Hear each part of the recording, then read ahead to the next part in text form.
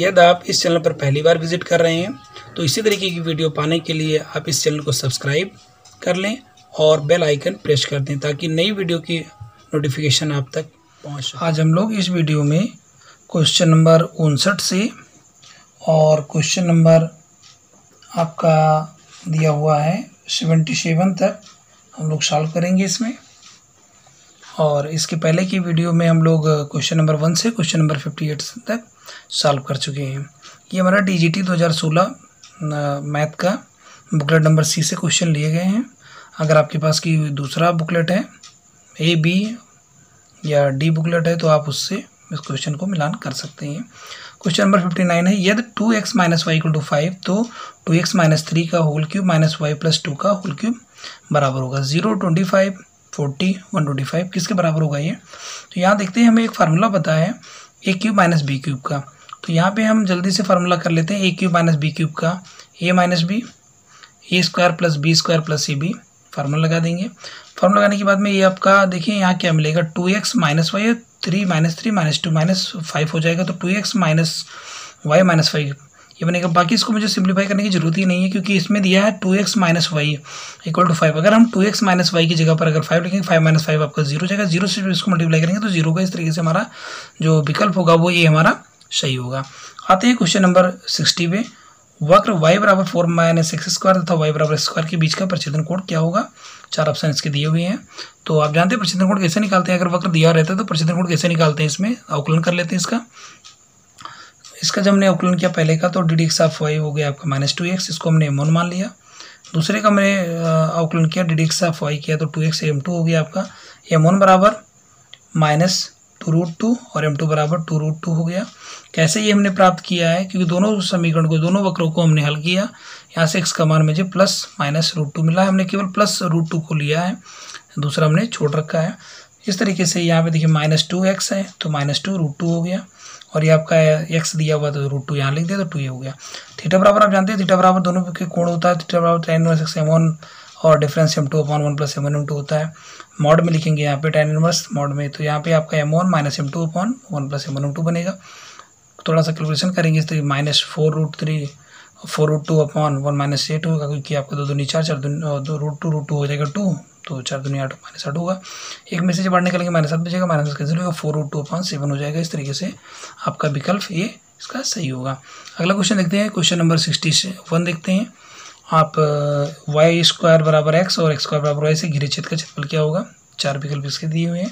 x² बराबर अगर y है तो इसको अगर हम वर्क कर लेते हैं तो x4 बराबर y² होगा। y² बराबर आप देख रहे हैं x है तो x⁴ बराबर x हो गया हमारा।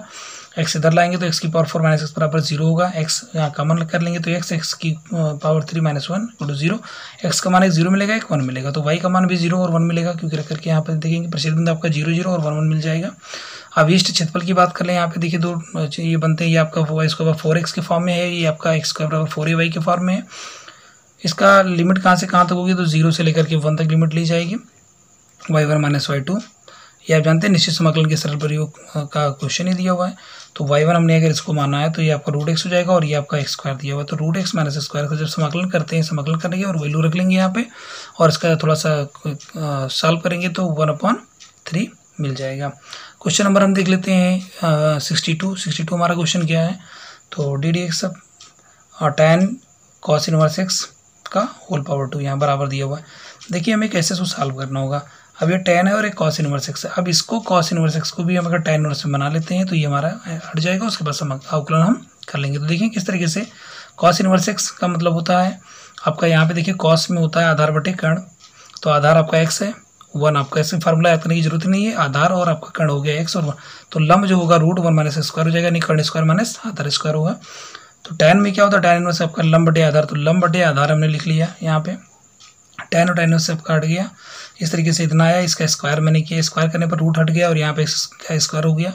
अब 1/x² और स्क्वायर/x करेंगे, इस तरीके से ये हल हो जाएगा। 1/x² हो जाएगा इसके पावर -2, 1 हो गया, 1 का यहाँ 0 हो जाएगा, इसका हम समाकलन करेंगे तो -2/x³ हमें मिल जाएगा। क्वेश्चन नंबर 63 है, √3 + 2√2 -√3 - 2√2 बराबर है। 4 विकल्प दिए हुए इसके। यहाँ पे देखिए इस तरीके जो क्वेश्चन आता है इसमें आपका जो 2√2 दिया हुआ है इसको हमें दो जगह बांटना है। तो 2√2 और 1 इसमें बढ़ सकता है, ये 3 को हम लिख सकते हैं √2 का स्क्वायर और 1 का स्क्वायर। तो √2 का स्क्वायर 2 और 1 3 हो जाएगा। तो 3 + 2 √2 को इस तरीके से कर लेंगे, इस तरीके 3 - 2 √2 को इस तरीके से कर लेंगे। और यहाँ पे a² + b² + 2ab का फार्मूला, यहाँ पे a² + b² - 2ab का फार्मूला लगा लेंगे। तो a + b का होल स्क्वायर, यहाँ a - b का होल स्क्वायर बनेगा। स्क्वायर की वजह से रूट हट जाएगा यहाँ पे दोनों जगह, और ये थोड़ा सिंप्लीफाई करेंगे तो यहाँ पे देखिए आप √2 कैंसिल होकर के 1 1 2 हो जाएगा। और अगला देखते हैं 64 क्वेश्चन, निम्नलिखित में से कौन सा विकल्प सही नहीं है। तो अगर यहाँ पे दिया हुआ है a वेक्टर का मॉड b वेक्टर का मॉड अगर बराबर है तो a वेक्टर और b वेक्टर बराबर होगा। तो कोई ज़रूरी नहीं कि इसमें a वेक्टर b वेक्टर आपका बराबर ही हो। खैर आगे हम देख लेते हैं। इसमें a vector cross b vector जब करते हैं a क्रॉस b तो उसमें आपको मिलता है ab sin थीटा, और थोड़ा आगे उसमें देखेंगे स्क्वायर करके जो कि स्क्वायर दिया हुआ है तो ये मिलेगा आपको। यहाँ दिया a vector cross b vector dot c vector परिभाषित नहीं है। और चौथा, यदि किसी समांतर चतुर्भुज की आसन भुजाएं क्रमशः सदिश a वेक्टर और b वेक्टर द्वारा निरूपित हो तो इसका क्षेत्रफल a vector cross b vector का मॉड होगा। इसमें 4 विकल्प दिए, इसमें से 3 विकल्प आपके सही, कौन सा विकल्प आपका गलत होगा तो उसके लिए हमें थोड़ा सा यहाँ पे देखना पड़ेगा। जो एकदम कंफर्म है कि डी आपका सही है, क्योंकि देखिए समांतर चतुर्भुज की जो आसन भुजाएं हैं a वेक्टर b वेक्टर तो उसका क्षेत्रफल ये होता है। अगर ये विकर्ण दिए होते d1 और d2 तो यहाँ पे d1 क्रॉस d2 और हाफ लग जाता, लेकिन यहाँ पे आसन भुजाएं दी हुई तो इसका मतलब ये डी आपका सही है, गलत नहीं है। अब इसकी बात कर लें तो a vector cross b vector dot c vector परिभाषित नहीं है। परिभाषित है क्योंकि इसमें देखिए b डॉट c अगर निकालते हैं यहाँ पे तो ये कह रहे हैं कि परिभाषित नहीं है, जबकि ये परिभाषित है, कोई दिक्कत नहीं है इसमें। इसकी बात अगर हम कर लेते हैं कि a vector cross b vector का मॉड का स्क्वायर, तो इसको हम थोड़ा सा हल करके हम लोग देखना चाहेंगे कि किस तरीके से ये है, ये सही या नहीं है। तो आप जानते हैं कि a vector cross b vector क्या होता है, ab sin थीटा। इसका जब मॉड करते हैं तो ये भी sin थीटा होता है। अगर स्क्वायर दिया हुआ तो यहाँ पे इस तरीके से स्क्वायर हो जाएगा, a² b² और इसका हो जाएगा 1 - cos स्क्वायर थीटा, यानी a² b² - a² b² cos square theta. अब देखिए यहाँ पे तो a² b² ये आपका दिया ही है, और इसको हम लिख सकते हैं a वेक्टर मॉड का स्क्वायर b वेक्टर मॉड का स्क्वायर यहाँ, और ये जो दिया हुआ है ये आपका a vector dot b vector, क्योंकि a भी cos थीटा इसका स्क्वायर होगा। तो इस तरीके से जो विकल्प में दिया हुआ है वो आपका यहाँ पे मिल रहा है, इसका मतलब ये भी सही है। तो जो आपका गलत है वो यही होगा। क्यों गलत होगा इसको भी करके देख सकते हैं आप कि a वेक्टर मॉड में b वेक्टर मॉड में अगर इक्वल है तो a और b बराबर होगा, कोई ज़रूरी नहीं है। क्योंकि देखिए आप अगर a वेक्टर बराबर आप i + j मान लें तो इसका जो मॉड होगा ये वो √2 होगा, जानते हैं आप किस तरीके से। ऐसे अगर b वेक्टर आप मान लेते हैं j + k कैप तो इसका अगर मॉड निकालते हैं तो भी √2 आता है। तो मॉड तो इसका बराबर है, a वेक्टर का भी √2 है, b वेक्टर का भी मॉड √2 है, लेकिन ये जो आपका वेक्टर है यानी कि a वेक्टर और b वेक्टर ये बराबर नहीं है, इसका मतलब ये आपका गलत हो जाएगा। आते हैं हम क्वेश्चन नंबर 65 पे। तो 65 क्वेश्चन को एक फार्मूला ही दिया हुआ है केवल कि यदि एक कण वेग u से क्षैतिज से अल्फा कोण पर फेंका जाए तो प्राप्त महत्तम ऊंचाई h है। तो इसका फार्मूला क्या होगा, तो महत्तम ऊंचाई का फार्मूला होता है square sin square alpha upon g। तो ये आपको केवल फार्मूला ही लर्न करना था। अगला देखते हैं 66 पे, यदि x + 2 2 2 2x + 2 2 2 2x + 2 = 0 तो इस समीकरण को संतुष्ट करने वाले x के मान बताइए। तो इसमें हमें इसको थोड़ा सा आप चाहें तो वहीं से सीधा विस्तार कर लें। विस्तार करने में थोड़ा सा आपका समय ज़्यादा लगेगा। इसके लिए सारणी को हम करते क्या हैं, इसमें हम अधिकतम 0 कर लेते हैं।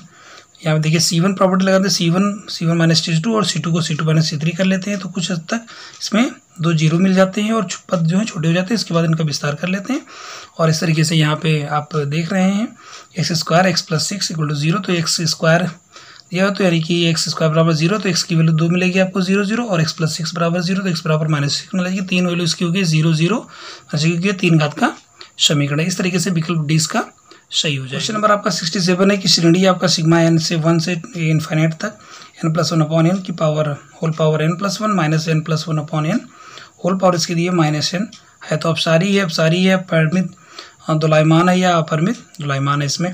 तो यहाँ हम देखेंगे u की पावर n यानी un की पावर 1/n का देख ले पूरा का पूरा है जो माना जाएगा तो यू एन मान लेते हैं इसको, और जब यू एन मानते हैं यहाँ पे तो यू एन के पावर 1/n करेंगे तो यहाँ पे एन एन आपका कैंसिल हो जाएगा, माइनस होना जाएगा।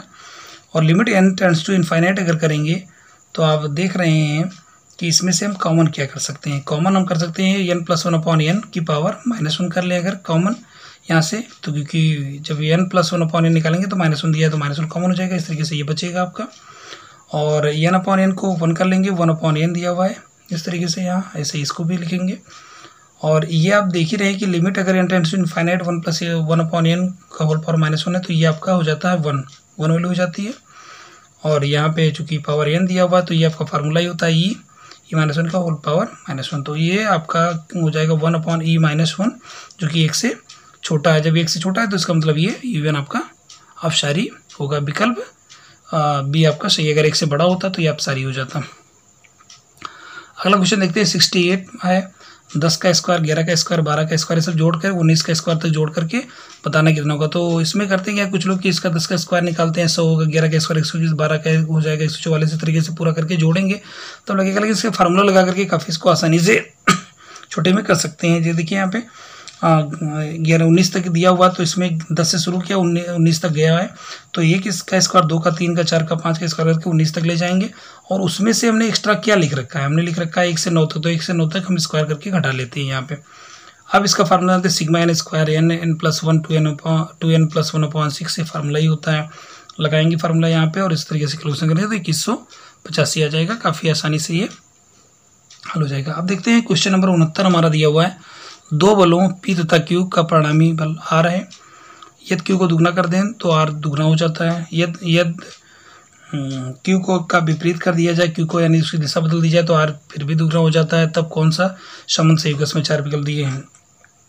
जानते हैं P² + Q² + 2PQ का सल्फा बराबर R² लिखा है कि PQ का जो परिणामी है वो ये है। तो फार्मूला आप जानते हैं कि दो बल के बीच का अगर परिणामी आ रहा है तो P² Q² + 2PQ cos alpha, यानी अल्फा जो होता है P और Q के बीच का तो समीकरण 1 मान लिया गया।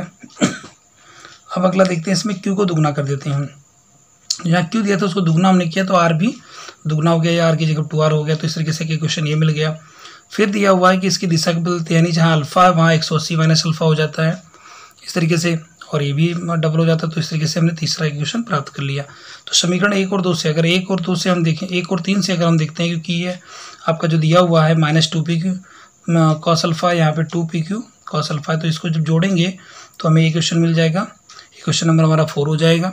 इस तरीके से समीकरण 3 को अगर 2 से गुणा करके और समीकरण 2 को जोड़ लेते हैं तो मुझे एक और इक्वेशन मिल जाता है। 4 और 5 को हम यहाँ पे समीकरण 4 और 5 से देखेंगे तो बीजगणित विधि जैसे होती है उस तरीके से इसको सॉल्व करेंगे तो हमें P² / 2 बराबर Q² / 3 और R² / 2 मिलेगा। अगर इसका वर्ग हम हटा देते हैं तो सब में रूट लग जाता है। इस तरीके से विकल्प ही हमारा सही। क्वेश्चन नंबर 70 है, यदि ब्याज की दर की गणना अर्धवार्षिक की जाती है तो 8,000 रुपये का 10% प्रतिवर्ष की दर से 1.5 वर्ष का चक्रवृद्धि ब्याज क्या होगा। तो यहाँ देखिए मूलधन आपका 8,000 है और ब्याज की दर 10% वार्षिक है, तो आप जानते हैं इसका आधा यानी छमाही जो है 5% हो जाएगा। एन जो समय दिया हुआ 1.5 वर्ष है यानी 3 छमाही दी हुई है। तो कंपाउंड इंटरेस्ट जो फार्मूला होता है वो आप जानते हैं P 1 + R/100 की पावर n -1 8,000 फार्मूला करके इसका कैलकुलेशन करके और हम ज्ञात करेंगे इसमें, तो 1261 में मिलेगा जो आपका चक्रवृद्धि ब्याज पूछा था इन्होंने, वो हो जाएगा। कभी कभी इस क्वेश्चन में चक्रवृद्धि मिश्रधन पूछ लेते हैं, तो चक्रवृद्धि मिश्रधन और ब्याज तब यहाँ पे -1 ये नहीं रहता, तभी आपका जो होगा वो चक्रवृद्धि मिश्रधन हो जाएगा। क्वेश्चन नंबर 71 दिया हुआ है कि यदि 10 प्रेक्षणों x1 x2 x3 daughter x10 का माध्य 20 हो तो x1 + 2 x2 + 4 x3 + 6 और डॉट x10 + 20 का माध्य क्या होगा। तो आप जानते हैं दिया हुआ है x1 से लेकर के x10 10 पदों को जोड़ करके अगर 10 से भाग करते हैं तो 20 आता है, यानी माध्य इसका है। तो इस तरीके से इसका पूछ रहे थे। यहाँ पे हमने x1 x2 x3 इसको अलग कर लिया 10 तक, और 2 4 6 8 10 12 14 16 18 20 तक अलग कर लिया हमने, बटे 10 किया। इसका पूरा मान जो दिया हुआ है क्योंकि 20 दाम्मा 200 हो जाएगा। 2 से अगर 20 तक हम जोड़ते हैं तो 2 से 20 तक योग हमारा 110 होता है, तो 200 और 110 जोड़ेंगे तो आपका 310 होगा, बटे 10 करेंगे तो 31 में मिल जाएगा। अगला देख लेते हैं। यहाँ पे क्वेश्चन नंबर हमारा 72 है, विगत 8 वर्ष के लिए जनसंख्या वृद्धि को दर्शाने हेतु तो सबसे अच्छा चित्र क्या होगा। तो सबसे अच्छा चित्र इसमें आय चित्र होता है। आप जानते हैं आय चित्र किस तरीके से होगा।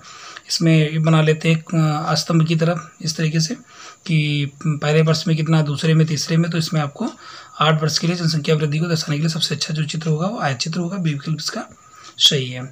तो क्वेश्चन नंबर हम देखते हैं 73 हमारा क्या है, 73 क्वेश्चन ये शून्यतर ABC इस प्रकार है कि a plus b plus c बराबर 0 है, तो a square upon BC plus B square upon AC plus c square upon AB का मान क्या होगा। तो बड़ा आसान प्रश्न है। इसमें हम a से गुणा कर लेते हैं, इसमें b से ऊपर नीचे गुणा, इसमें c से गुणा करते हैं, तो a cube upon ABC plus b cube upon ABC plus c cube upon ABC कर लेते हैं। a cube plus b cube plus c cube की हर हमारा बराबर है, तो a cube plus b cube plus c cube upon ABC। और आप जानते हैं कि a cube plus b cube plus c cube formula होता है a plus b plus c, दूसरे ब्रैकेट में square plus B square plus c square minus a b minus b c और माइनस सी ए प्लस 3abc होता है। लेकिन चूंकि ए plus b plus सी अगर 0 हो जाता है तो यहाँ से लेकर के पूरा टर्म आपका 0 हो जाएगा, क्योंकि ये जब 0 होगा तो ये मल्टीप्लाई करेंगे तो इतना 0 हो जाएगा। तो कहेंगे A cube plus B cube plus C cube बराबर आपका 3abc होगा। तो ये 0 हो गया plus 3abc upon abc, abc cut गया तो 3 आपका आंसर आएगा। क्वेश्चन नंबर 74 है x प्लस 1 अपॉन एक्स बराबर √3 हो तो x की पावर 10 प्लस x की पावर 12 प्लस x की पावर 6 प्लस 1 का मान क्या होगा। 0 होगा, 1 होगा, 2 होगा या 3 होगा। तो x प्लस 1 अपॉन एक्स बराबर √3 दिया हुआ है। अगर दोनों पक्षों का हम घन कर लेते हैं तो a प्लस बी का whole cube a cube plus b cube plus 3ab a plus b, उधर √3 का जब क्यूब करेंगे तो 3√3 हो जाएगा। X cube plus 1 upon x cube यहाँ पे, और यहाँ देखिए x प्लस 1 अपॉन एक्स की जगह पर √3 करेंगे तो 3√3 इधर भी है तो ये कैंसिल होकर के 0 हो जाएगा। तो x cube plus 1 upon x cube का मान 0 आ गया। अब इसमें देख लेते हैं कि x की पावर 18 धन x की पावर 12 धन x की पावर 6 धन 1 का मान क्या होगा। तो इसमें आपका x की पावर, इन दोनों में x की पावर आपका देखा जाए तो 12 को कॉमन करेंगे तो x की पावर 12, x की पावर 6 धन 1 बचेगा। इन दोनों में 1 कॉमन करेंगे तो x की पावर 6 धन 1 बचेगा। इस तरीके से गुणनखंड हो जाएगा। अब इसमें देखते हैं कि x की पावर 3 को कॉमन करके, तो जब इस वाले में x की पावर 3 कॉमन करते हैं तो x cube plus 1 upon x cube बचेगा। और ये आप जानते हैं कि 0 के बराबर यहाँ पे आ चुका है, तो जैसे यहाँ पे 0 रखेंगे पूरा का पूरा टर्म आपका 0 हो जाएगा। अगला देखते हैं क्वेश्चन नंबर 75। काफ़ी आसान प्रश्न है। X cube minus y cube यानी फॉर्मूला पूछना है कि x cube minus y cube का गुणनखंड क्या होगा। तो इसका आप जानते हैं कि X minus Y square plus X Y plus Y square होता है, यानी A cube minus B cube का A minus B square plus B square plus A B होता है। और क्वेश्चन नंबर 76 देखेंगे कि x cube minus 12 square plus 39 X minus 28 बराबर 0 की मूल समांतर श्रेणी में तो सार्वंतर क्या होगा, 2 3 माइनस 2 या 4 होगा।